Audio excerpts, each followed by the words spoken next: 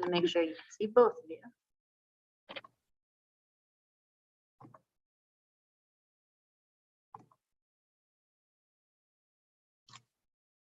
Okay. We also think so. Go. All right. Hello, and thank you for joining our FWMoA live chat with Melanie Walker, one of our invited artists in the National. My name is Lauren Wolfer. I am an associate curator here at the museum, and I curate at the National. So a quick bio on Melanie Walker. She has been a practicing artist for over 50 years. Her expertise is in the area of alternative photographic processes, digital and mixed media, as well as large-scale photographic installations, and more recently, public art. She attended San Francisco State University for a bachelor's degree in art and Florida State University for an MFA. She has received a number of awards, including an NEA Visual Arts Fellowship, Colorado Council on the Arts Fellowship, and an Aaron Siskind Award. She taught at a number of universities and currently teaches in the media arts area at the University of Colorado Boulder. Over the last several years, her work has gone in two primary directions involving public art and further pursuits of a mixed media approach to photography. She has been collaborating on public art with artist and sculptor George Peters, and together they have been the recipient of numerous public art commissions in a number of national and international locations. So thank you, Melanie, for joining us. I wanted to start by talking a little bit about the work I saw prior to you being an invited artist in the National. These are a couple of images of yours that we have in the permanent collection at the museum. And the first image I fell in love with in the series that I researched more looking up your work was the Househead series. They're very ominous, but also playful and silly. And that's what really drew me to your work a few years ago. Here's another example of some things that I've seen, some examples of the different processes of photography that you are also making.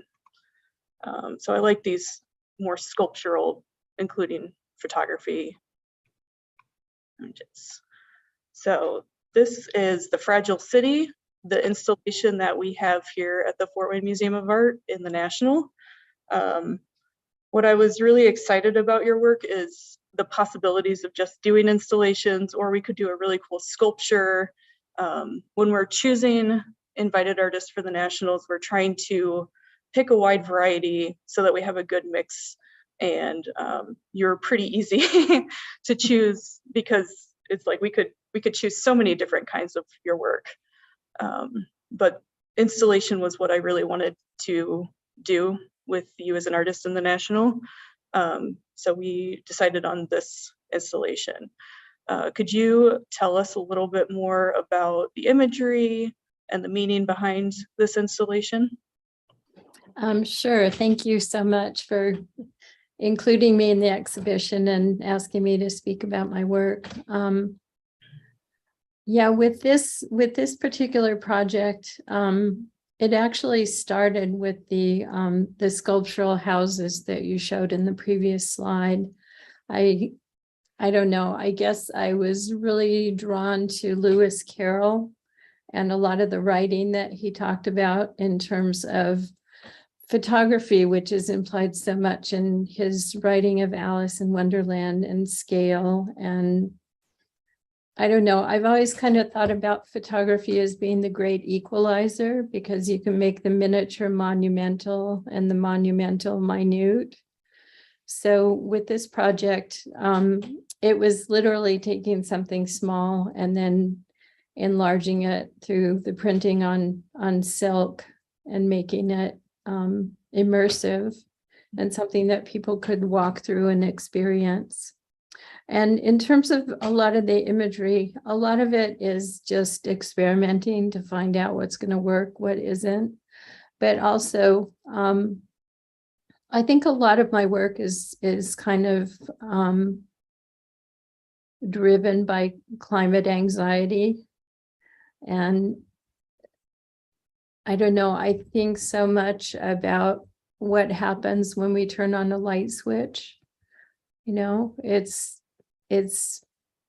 to make us more comfortable, but you know, the impact of the things that we choose to do can be detrimental to the planet. So I don't know if that makes any sense, but that's sort of a very amorphous response to what I'm thinking about in terms of the imagery. You know, and also, I mean, homes are made of natural materials generally, so we cut down forests to make houses. Yeah. So. And here is another angle of that. So as you walk around this too, you get so many different views and images that it's really interesting that you keep seeing new things as you experience it. And what I also like, it's a little different than the Househead series, but you get the same visual connection with the house shapes on each of these. And also it's interesting because our vents are right above, and if you see here, the vent kind of on the wall really pushes and pulls the panels around, so they kind of just like flutter like ghosts. Good. Almost, which kind of matches with the imagery too. Yeah, I'm happy to hear that you have it near an air vent, because I love it when they have a kind of a life of their own and start moving. You know, I know that happens when people interact with them and walk through them as well. Yeah. Yeah, I've seen people run through it. Not that they're supposed to, but well, they do float around pretty nicely. Can you talk about some of the images that are on the houses? We see trees, there's clocks, kind of like factories. Mm-hmm.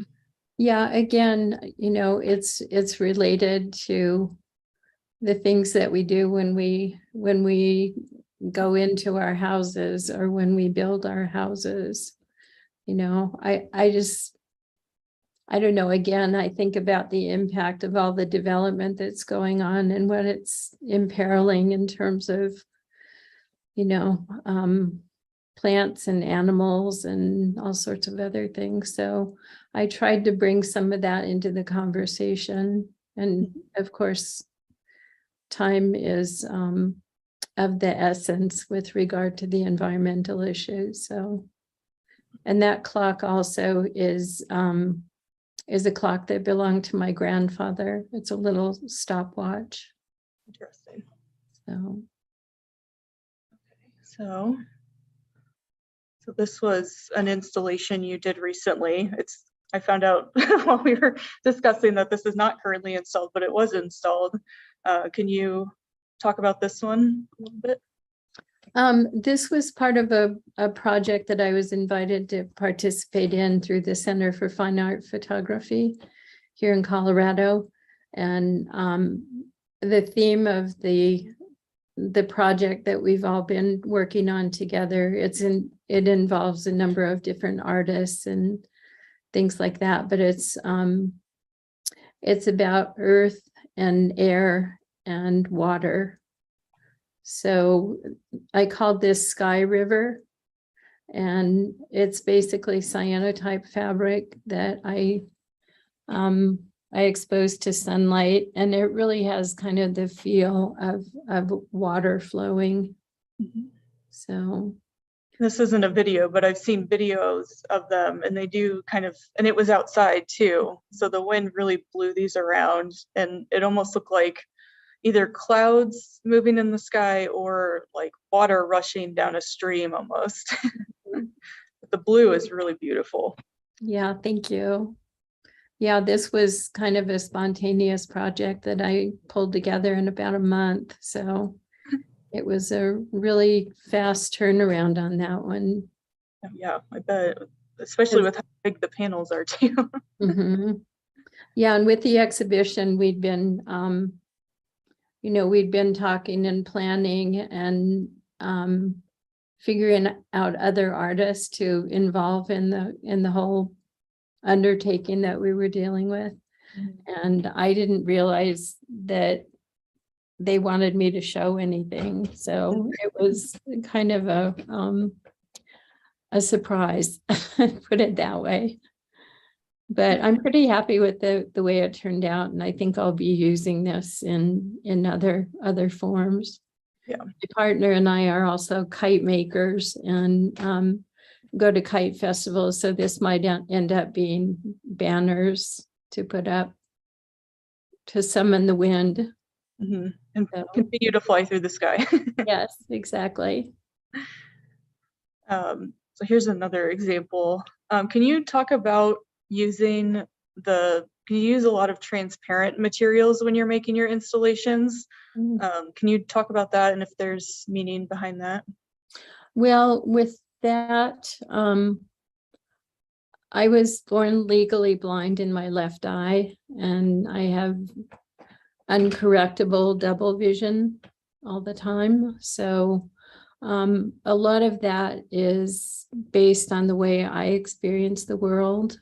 I think in my work, I try to maybe give people an idea of other ways of experiencing vision and sight.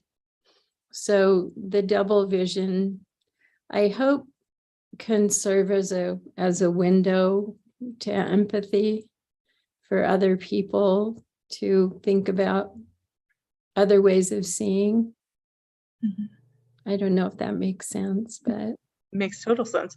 And I tried to, because you included panels that had similar imagery and were sort of printed the same, but all varied a little bit. And I tried to, when laying these out, stack them in a way that created that double vision. So as you can see here, like on the left side, you have the two trees between a panel. So I tried to mirror your artist statement a little bit when I was laying this out.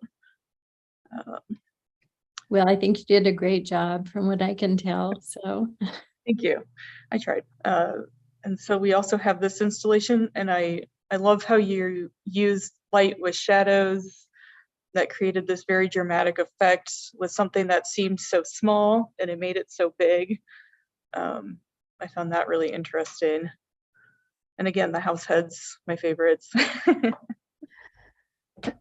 yeah, with those, I was really interested in the idea of projection and I don't know, maybe shadows revealing more than what's generating the shadow.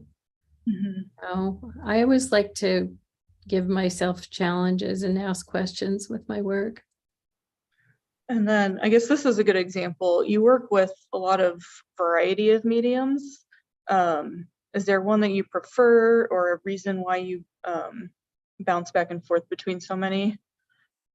I think a lot of it was based on the environment that I grew up in. My father was a photographer, and growing up in Southern California in the 60s and 70s, it was a really vital time in terms of experimentation. It was before there was a market for photography, so people were really pushing the envelope and experimenting with other ways of integrating photography with other media, and really questioning the whole idea of what a photograph was and what it wasn't, So yeah, I think that was a lot of the drive. I was just inspired by all the experimentation, and also I think that the exhibition Photography into Sculpture that was at the Museum of Modern Art in, I think it was 1970, had a huge impact on me as well. So a lot of those same people from Southern California were a part of that exhibition, as well as other people around the country that were working in very experimental ways. Mhm. So, and also, I mean, just related to that, I think I've always been drawn to doing installation work, because with the environment that I grew up in, there was no end to, just embracing photography in all of its forms. I mean, the environment that I grew up in, it wasn't about one picture, it was about how the pictures related to each other.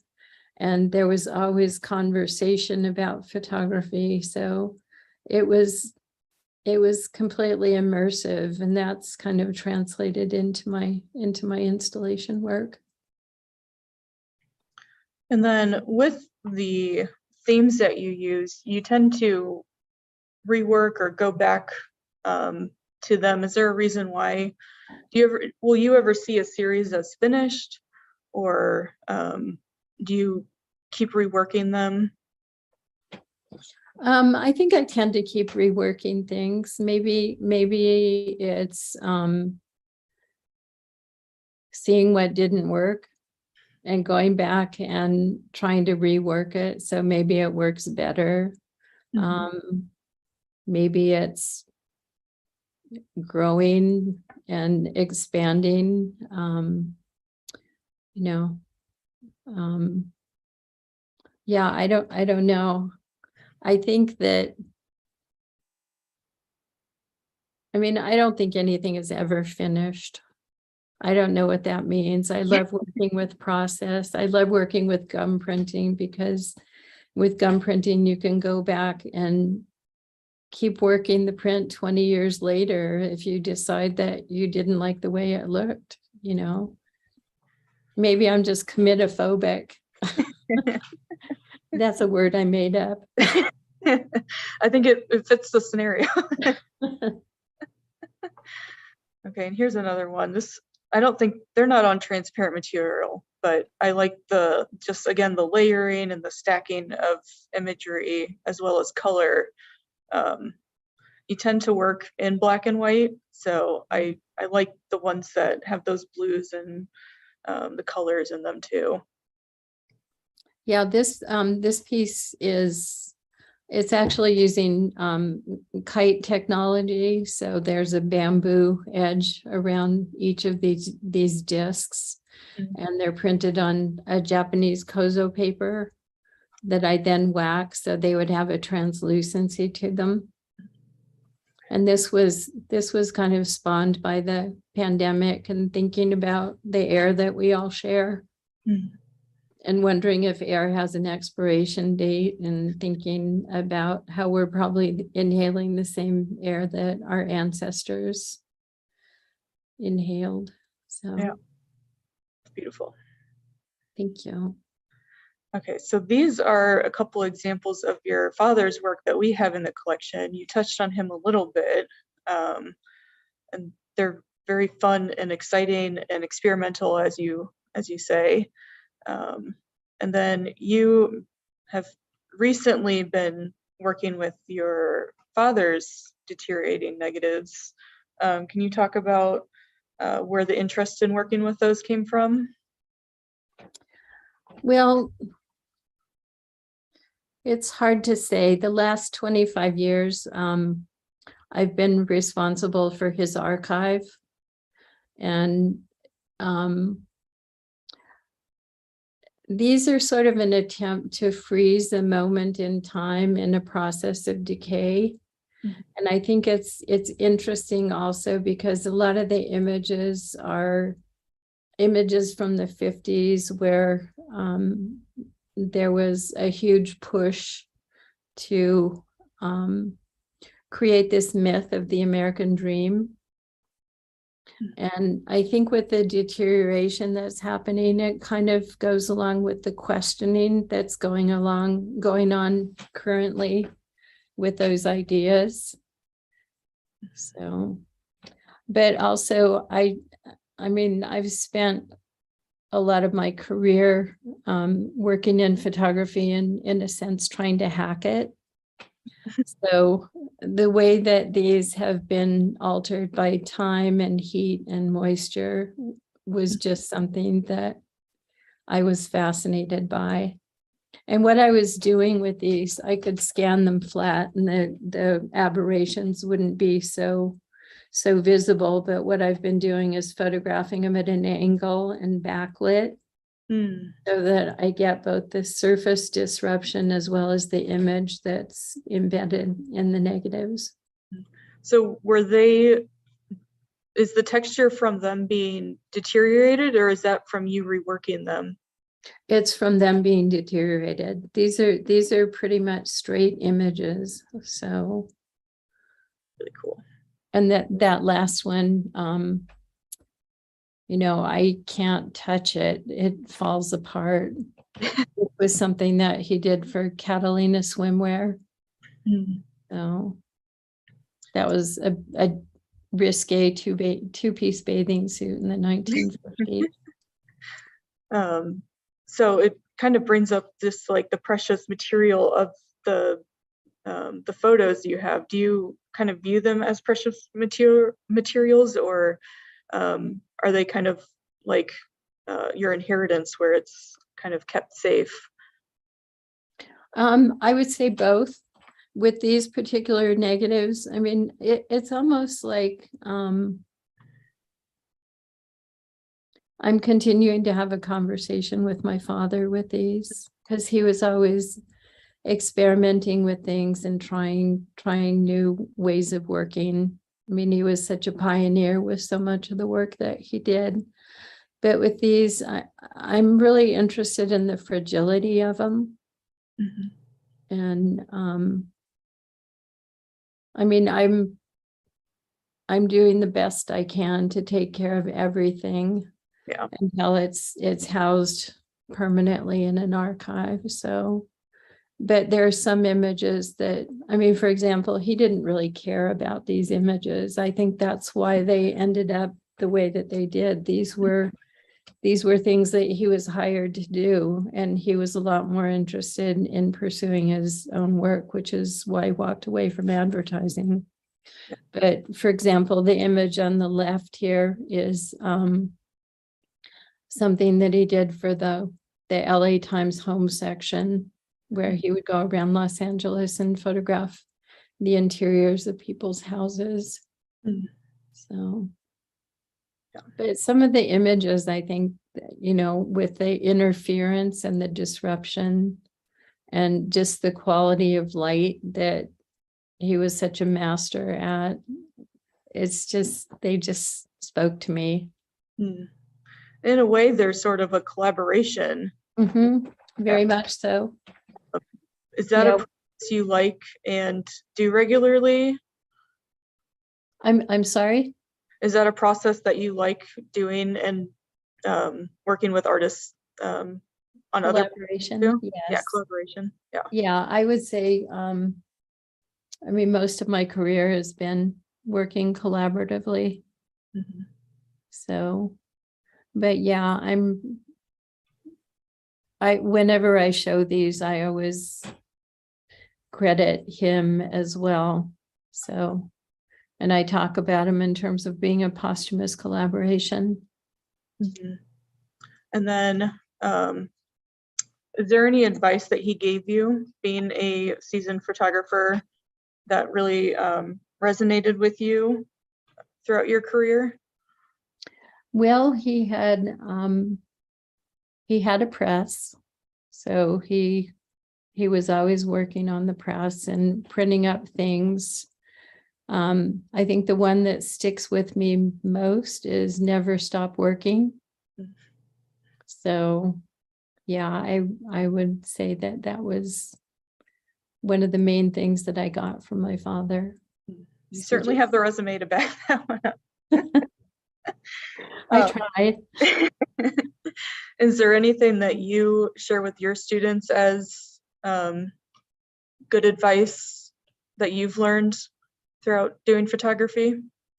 I would say just to relax and keep working and don't worry about what you think other people might be thinking about you, because in reality, they're probably not thinking about what you're doing at all, and they're worrying about what other people are thinking about what they're doing.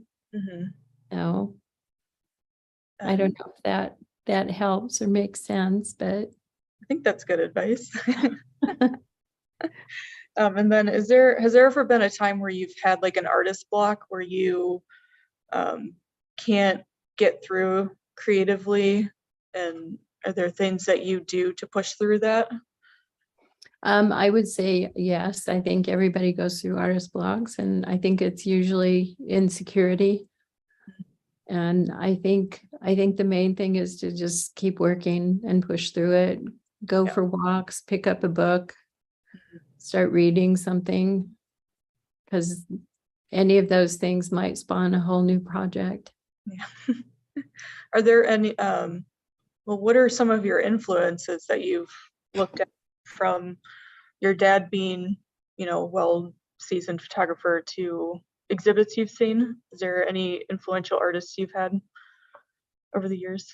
Yeah, I would say, I think one of the biggest influences in terms of seeing an exhibition was having the opportunity to see an installation that Christian Boltanski did at the Berkeley Art Museum many, many years ago. I arrived at the opening a few minutes before it started, and I was introduced to him, and we raced through the show, and he explained everything, the backstory with the work, and told me about who had survived the Holocaust and who hadn't in terms of the images. And it was just a very real experience. So I would say that was a huge influence. And then I think also his partner, Annette Massanger, has been another huge influence.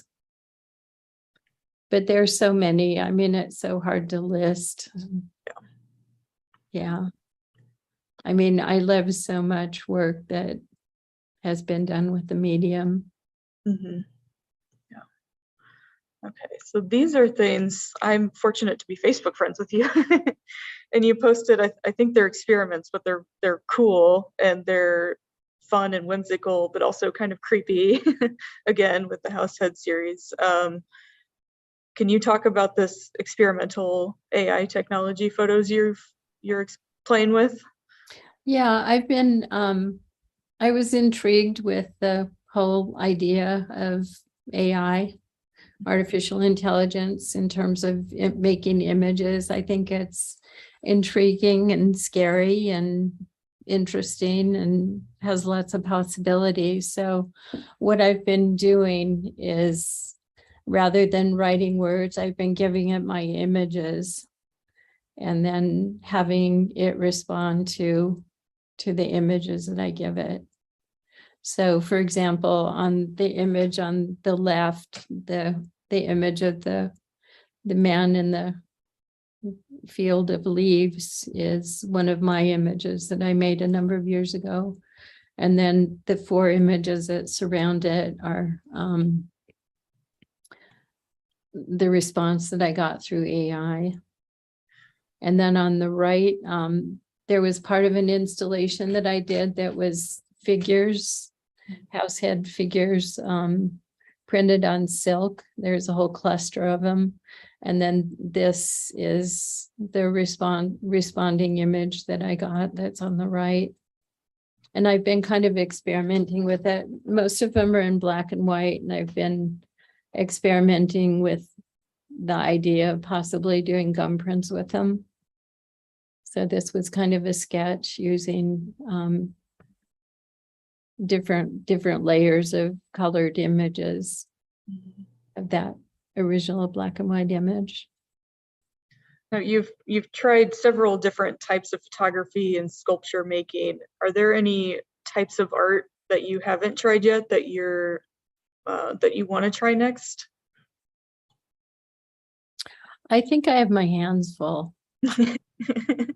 I don't know. I mean, I've made puppets and I don't know, all kinds of things. And I don't know, at one point I was frustrated with photography and I thought I would try another medium. So I tried weaving Oh.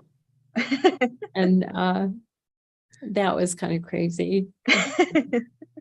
But it's interesting because I've worked with photography and fabric for almost my whole career. My mother was an amazing seamstress and my father was an amazing photographer. So I kind of pulled from both of them and tried to merge them together. Interesting. And then also recently I learned that Walker derives from Gaelic meaning weaver of the cloth. So maybe it's something that's just been genetically programmed in me to work with fabric. I don't know. Just in your heritage. Okay, well, I'm going to stop sharing the PowerPoint now because you have some. This is one of my puppets behind me. I love it. And then what's on the walls here too? There's some silk images that I printed. So this is on a silk. This is the image of the kitchen. Okay. And then the bride and groom are behind me. It's kind of a dark print, but a little bit of a reject.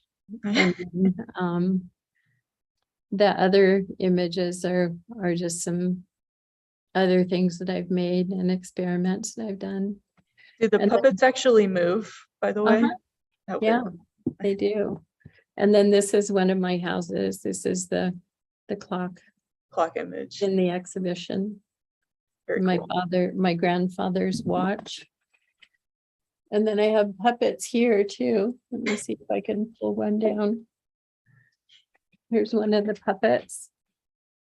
That's funny. The hands for some reason creep me out. I think Yeah. if the hands weren't like weird flat things, I get creeped out really easily too, by the way. I can't watch scary movies. I can't either. love the puppets. Yeah, and with these puppets, a lot of them have their eyes closed, and I think a lot of that's been inspired by the political climate of late, and wondering if people are awake and aware of what's going on. So I call them the sleepwalkers or the somnambulists. So at this point, if anybody watching has questions, feel free to comment and they will be directed my way. Something people always want to know is what kind of camera you use, what kind of equipment do you use in the art making process? People always have a favorite camera. Well, my favorite camera is the one that's closest. So I don't tend to, I don't know, maybe be loyal to any one piece of equipment. So And I with oh, go ahead, sorry. I just work lots of different ways. And with the rise of technology and people having phones on them that can take pictures instantaneously, what are your thoughts on that? And do you prefer the like older ways of printing comparison to all these newer technologies? Well, I'm really interested in bridging time between the 19th and the 21st century.